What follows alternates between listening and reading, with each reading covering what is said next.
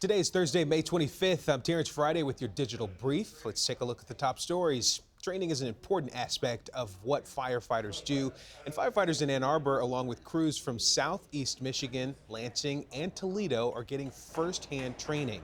They're learning how to tackle emergencies in high-rise buildings.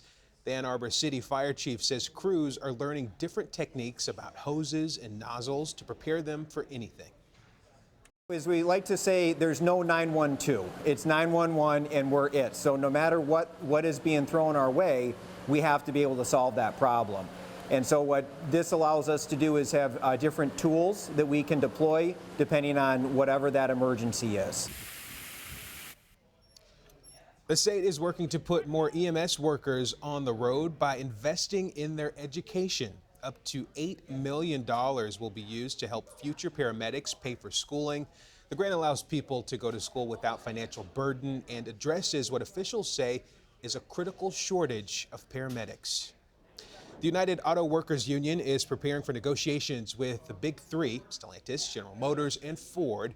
These will be the first negotiations for the new president, Shawn Fain, who was elected earlier this year. Fain is calling the negotiations, quote, the fight of a generation. Companies like GM, Ford, Stellantis have made a killing. If there's one piece of data from all this I want you to know, it's this. The big three have made almost $250 billion in profits in North America over the past 10 years. That's right, $250 billion, $250 billion.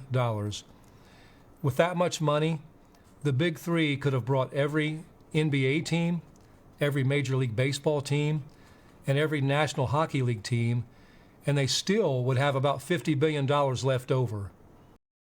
Fain adds that while corporate America has seen record profits, median wages for workers have gone down. Areas in Michigan hit hardest by violence could get a much-needed boost to fight crime. It's a $100 million boost state lawmakers hope to get approved into law this year. Here's how it's going to work. The money would come from a portion of the state's sales tax. That money would be sent to areas where violent crimes are on the rise. Cities and counties would then be able to use that money how they see fit to get the issue under control. Let's check in with next weather meteorologist Kylie Miller. So this gorgeous weather stretch continues, but today will be the coolest with high temperatures only jumping into the middle 60s.